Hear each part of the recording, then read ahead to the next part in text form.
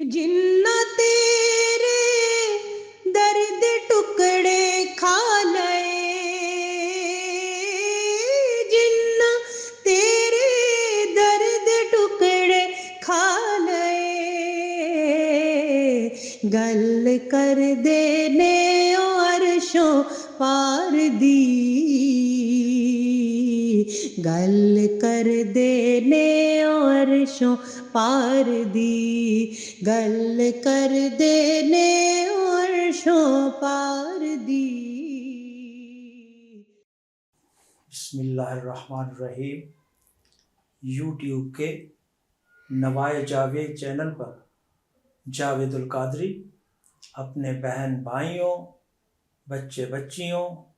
اور سامعین و ناظرین کی خدمت میں سلام عرض کرتا ہے۔ معزز سامعین و ناظرین، ہماری گفتگو چل رہی تھی کہ مقام رسالت یا حقیقت رسالت کو سمجھنے میں انسانی ذہن نے جو ٹھوکر کھائی ہے وہ کیا ہے۔ وہ ٹھوکر یہ ہے کہ انسانی ذہن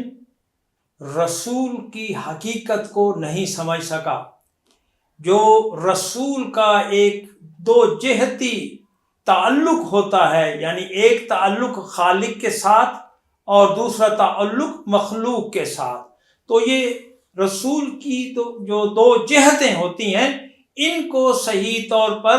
نہ سمجھ کر انسانی ذہن نے ایک ٹھوکر کھائی ہے۔ رسول کا تعلق عالم بالا کے ساتھ ہوتا ہے، وہ حقیقتاً عالم بالا کا ایک باشندہ ہوتا ہے، اور عالم بالا سے اپنے خالق کی طرف سے مخلوق کی طرف جس کا تعلق عالم زیری کے ساتھ ہے اس کے پاس آیا کرتا ہے۔ اب اسے عقل ناداں کی بد نصیبی نہ کہا جائے تو اور کیا کہا جائے کہ عقل ناداں اس بات کا تو زیادہ دھیان رکھتی ہے کہ یہ رسول کہاں اور کن لوگوں میں آیا ہے۔ یہ بات نہایت پتے کی کر رہا ہوں اور ایک باریک بات کر رہا ہوں، یعنی عقل ناداں اس بات پر تو زیادہ زور دیتی ہے کہ یہ رسول کہاں اور کن لوگوں میں آیا ہے، لیکن اس بات کو بھول جاتی ہے کہ یہ رسول کہاں سے اور کس کی طرف سے آیا ہے۔ اللہ اکبر۔ عقل ناداں اس بات پر تو زیادہ اصرار کرتی ہے کہ یہ رسول بھی ہماری طرح ایک بشر ہی ہے، اور وہ دوسرے انسانوں کی طرح کھاتا پیتا چلتا پھرتا اور زندگی کے سارے معاملات حتیٰ کہ سماجی معاشرتی عائلی خاندانی ذمہ داریاں نبھاتا ہے، دکھ سکھ سردی گرمی اور دیگر احوال و حوادث سے زندگی سے متاثر ہوتا ہے، لیکن وہ اس حقیقت تک رسائی حاصل کرنے کی کوشش نہیں کرتی کہ عالم بشریت کا ایک ممتاز اور بے مثل فرد ہونے کے ساتھ ساتھ یہ ہستی رب کائنات کی ذات و صفات کی مظہر اور عالم زیری میں عالم بالا کی نمائندہ اور اس کی سفیر ہے۔ رب تعالیٰ نے اگر اس کی شخصیت کے بعض گوشوں کو اس عالم کا آئینہ دار بنایا ہے جس میں اسے بھیجا گیا ہے، تو اس کی شخصیت کے متعدد گوشے یقیناً اس عالم کے بھی آئینہ دار ہوں گے جو اس کا وطن اصلی ہے، جہاں کا وہ حقیقی باشندہ ہے۔ رسول بعض معاملات میں اگر ان لوگوں سے مماثلت رکھتا ہے جن میں اسے بھیجا گیا ہے، تو اپنی شخصیت کے بعض گوشوں میں اس ہستی کا بھی یقیناً آئینہ دار ہوگا جس نے اپنی نمائندگی کرنے کے لیے اسے عالم بشریت میں بھیجا ہے۔ اگر عقل نادان تصور رسالت کے حوالے سے اس بنیادی حقیقت کا ادراک کر لے اور اپنے زاویہ نظر میں تھوڑی سی وسعت پیدا کرتے ہوئے رسول اللہ صلی اللہ علیہ وسلم کی دو جہتی حیثیت کو تسلیم کر لے، تو منصب رسالت کی تفہیم کے حوالے سے اس کی اکثر الجھنیں بالکل ختم ہو سکتی ہیں۔ اب ہم ایک مثال کے ذریعے اس تصور کی وضاحت کرتے ہیں۔ دیکھیے کہ ایک ملک کا سفیر جب کسی دوسرے ملک میں جاتا ہے تو اسے اس ملک کی زبان، اس کے کلچر، جغرافیائی ماحول، وہاں کے لوگوں کے اوضاع و طبائع اور وہاں کے سیاسی و سماجی حالات اور مقتضیات کی کامل معرفت دے کر روانہ کیا جاتا ہے، تاکہ وہ اپنے فرض کی ادائیگی میں کسی قسم کی دشواری محسوس نہ کرے اور نہایت انس و اپنائیت کے ماحول میں بے تکلفی کے ساتھ سفارت کاری کی ذمہ داریاں ادا کر سکے۔ کہ مذکورہ صفات کا حامل سفیر اپنے ملک و قوم کی نمائندگی میں سفارتی ذمہ داریاں ادا کرتے ہوئے بسا اوقات میزبان ملک کے لوگوں کے ساتھ اس قدر گل مل جاتا ہے کہ وہ اسی ملک کا باشندہ نظر آنے لگتا ہے۔ اب کوئی اسے حقیقتاً اس ملک کا باشندہ سمجھنے لگے تو یہ اس کی نادانی ہوگی۔ حقیقتاً وہ اپنے ہی ملک کا باشندہ ہوتا ہے، اور اگر اس نے اپنے آپ کو میزبان ملک کے احوال اور معاملات کے مطابق ڈھال لیا ہے تو یہ اس کی سفارتی حیثیت اور اس کے منصبی فرائض کی ادائیگی کا تقاضا ہے۔ اسے اس کی حقیقت پر معمول نہیں کیا جانا چاہیے۔ اس کی حقیقت اس کے وطن اصلی کے ساتھ ہی وابستہ ہے۔ انبیاء علیہ السلام بے شک بنی آدم میں مبعوث کیے جاتے ہیں، اور ان کی بعثت کا مقصد بھی بنی نوع انسان کی ہدایت اور رہنمائی ہی ہوتا ہے، لیکن حقیقت کے اعتبار سے انہیں فقط بنی آدم ہی سے وابستہ سمجھ لینا اور عالم بشریت سے ماوراء ان کی حقیقت و حیثیت سے انکار کر دینا بہت بڑا فکری مغالطہ اور اعتقادی گمراہی ہے۔ یہ ایک بہت بڑی اعتقادی اور فکری لغزش ہے، یہ بہت بڑی ایک ٹھوکر ہے۔ اب ہم حقیقت رسالت اور ایمان بالرسالت کا مفہوم متعین کرنے کی کوشش کریں۔ اب ہم اپنی اس جو ہم نے گفتگو کی ہے اس کی روشنی میں حقیقت رسالت اور ایمان بالرسالت کا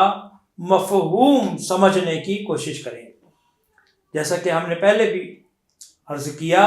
کہ رسول عالم انسانیت میں عالم بالا کا سفیر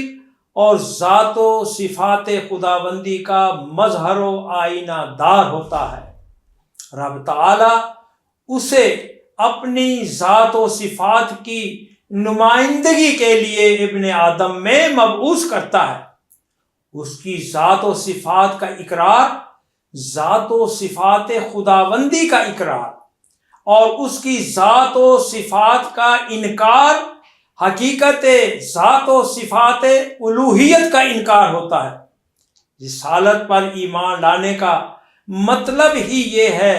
کہ فقط رسول کی بشری و انسانی حیثیت پر ہی نظر نہ رکھی جائے،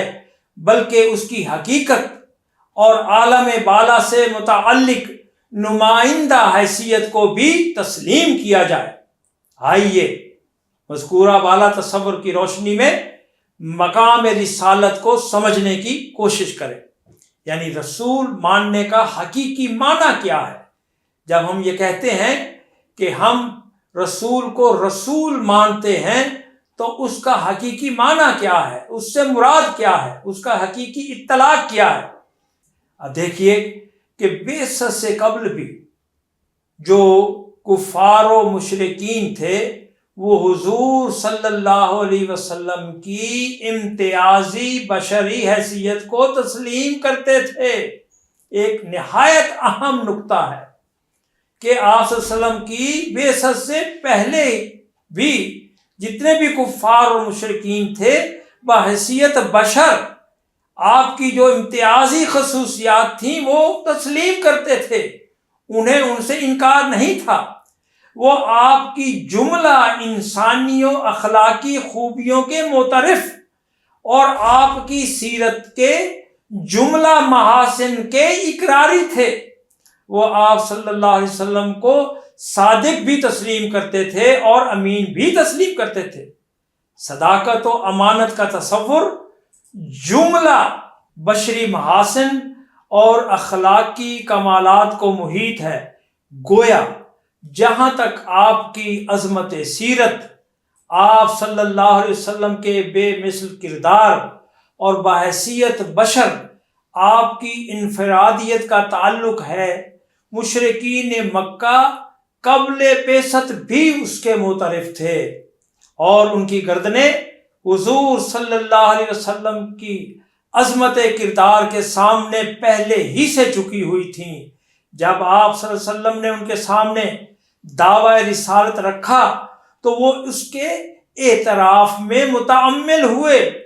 اب رسالت کے اقرار کا مطلب، چونکہ آپ صلی اللہ علیہ وسلم کے عالم بالا کے ساتھ تعلق کا اعتراف بھی تھا، اور یہی وہ وصف خاص تھا جو آپ صلی اللہ علیہ وسلم کو پورے عالم انسانیت سے ممتاز کرتا